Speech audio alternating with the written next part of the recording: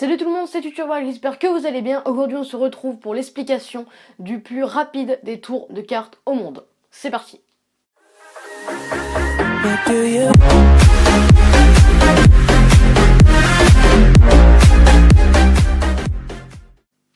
Pour ce tour de magie, il vous faudra un jeu de cartes qui peut être emprunté au spectateur et qui peut d'ailleurs aussi être mélangé par le spectateur.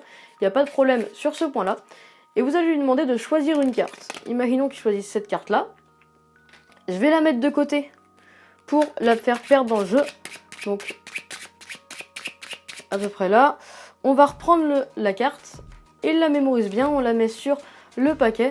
Et ensuite, je vais bien la reperdre. On mélange très grossièrement, il n'y a pas de problème. Le but, c'est juste qu'elle soit perdue dans le jeu.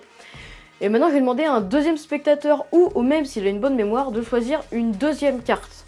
Pour cela, je vais lui demander de dire stop quand il veut. Imaginons qu'il dit stop là. Il va prendre sa carte, il la mémorise bien à son tour, celle-là aussi. Et celle-là, je vais aussi la perdre dans le jeu. Une fois que les deux sont bien perdus dans le jeu, si vous voulez, on peut refaire un mélange. Il n'y a pas de problème, on va le faire, voilà, sans table. Il n'y a pas de problème pour bien montrer que les cartes sont bien perdues dans le jeu. Je vais demander au spectateur de m'estimer un temps, en combien de temps je pourrais retrouver ces cartes. Certains vont me dire 10 secondes, 20 secondes, 1 minute. Moi, tout ce que je sais, c'est que je suis magicien et que je suis capable de beaucoup mieux. Pour ce tour de magie assez simple, il vous faudra un jeu de cartes qui peut être emprunté au spectateur et qui peut être mélangé. Il n'y a aucun souci sur ce niveau-là, il n'y a aucune préparation. Vous allez faire choisir une carte au spectateur. Imaginons qu'il choisisse le roi de trèfle dans cet exemple. Vous allez séparer le jeu en deux en les battant ou tout simplement juste en séparant le jeu en deux. Donc moi je préfère battre parce qu'après on va rebattre et donc ça fait plus de cohérence. Vous allez mettre la carte du spectateur par-dessus la moitié du jeu de cartes et juste avant de rabattre l'autre partie, vous allez tirer avec votre pouce pour faire une délimitation. Vous allez mettre le reste du paquet assez grossièrement, il faut vraiment que ça dépasse pour vraiment que le spectateur voit que ça fait à la va-vite. Et là, vous voyez bien qu'il y a la carte qui ressort. Et c'est pour ça que vous allez prendre juste en dessous la carte le paquet qu'il y a. Pour le mettre au-dessus. Encore une fois, assez grossièrement pour bien montrer au spectateur que le but, c'est juste de perdre le jeu de cartes, de perdre la carte dans le jeu. Et donc, la carte du spectateur va se retrouver en dessous le paquet. La première carte est contrôlée, c'est bon. Maintenant, ce qu'on va faire, c'est la deuxième carte. Il faut s'occuper de celle-là. Pour la deuxième carte, il faudra faire une levée double. Donc pour faire une levée double, il y a plein de techniques. Moi j'en ai une très simple, je ne vais pas vous la réexpliquer ici, mais j'ai déjà fait une vidéo dessus. Le lien de la levée double est dans la description. Une fois que vous l'avez fait, ça vous donnera à peu près ceci.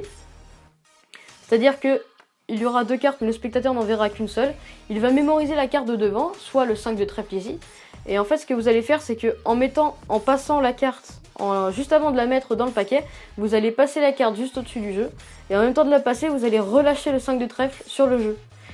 Et donc la carte que vous allez perdre dans le paquet va être une carte totalement random. Et donc la carte qu'il aura mémorisée, la deuxième carte qu'il aura mémorisée, sera au-dessus du jeu. Donc maintenant que les deux cartes sont contrôlées, une au-dessus, une en dessous, vous faites la routine que vous voulez, en combien de temps je peux le faire, etc. Ça c'est les goûts et les couleurs, comme on dit. Est-ce que c'est vraiment une expression, ça? Bon, oubliez, c'est pas grave. Maintenant, ce que vous allez faire, c'est tout simplement pincer le plus fort possible le jeu et le balancer dans vos mains. Et en fait, en le balançant, si vous appuyez assez fort, le jeu de cartes va tomber, sauf la première et la dernière carte qui va rester dans vos doigts, qui sont du coup les deux cartes du spectateur. Le spectateur ne verra pas que c'est la première et la dernière carte. Si vous allez assez vite, il verra juste deux cartes sortir de nulle part, on va dire. Et donc voilà, vous avez maintenant l'explication de ce fabuleux tour de magie. Voilà, j'espère que ce tour de magie assez connu mais inévitable vous aura plu. Je remercie encore une fois Carte Production, mon partenaire, de m'avoir envoyé très gentiment ces Bicycle Civil War. Si elles vous intéressent et que vous aimeriez bien les acheter, le lien est dans la description. Vous pouvez vous abonner si ce n'est pas déjà fait. Les réseaux sociaux, tout ça, c'est dans la description. Et moi, je vous dis la semaine prochaine pour un nouveau tour de magie. Salut!